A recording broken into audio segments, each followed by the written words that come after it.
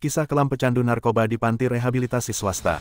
Kecanduan narkoba membuat Irwan, bukan nama sebenarnya, harus menerima rentetan nasib apes. Kisah berawal pada November tahun 2020.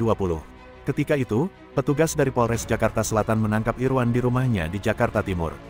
Padahal, Irwan yang bertahun-tahun kecanduan narkotika jenis putau, sedang menjalani terapi rumatan metadon dalam program rehabilitasi narkoba rawat jalan di Puskesmas Jatinegara, Jakarta Timur, yang telah berjalan 2 bulan.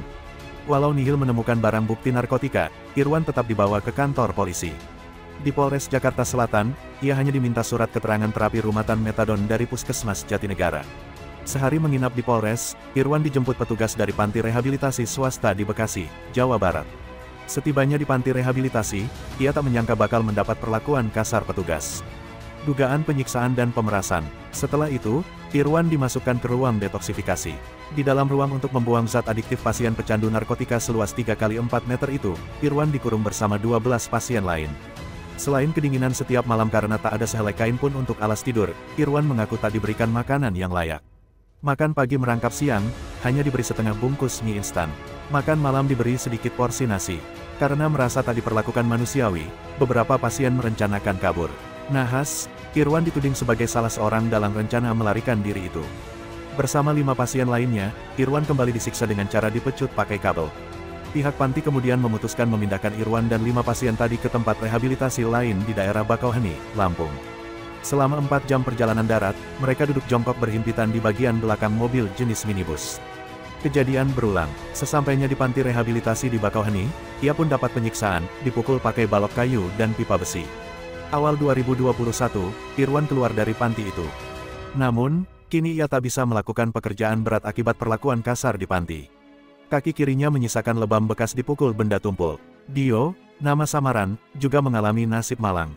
Setelah ditangkap petugas Polres Tangerang Selatan pada awal November tahun 2021, ia langsung dirujuk ke salah satu panti rehabilitasi ketergantungan narkoba di daerah Cianjur, Jawa Barat. Sesampainya di sana, ia mendapat salam perkenalan, berupa dicambuk dengan selang. Setelah itu, rambutnya dicukur abis dan dirinya dijemur di bawah terik matahari.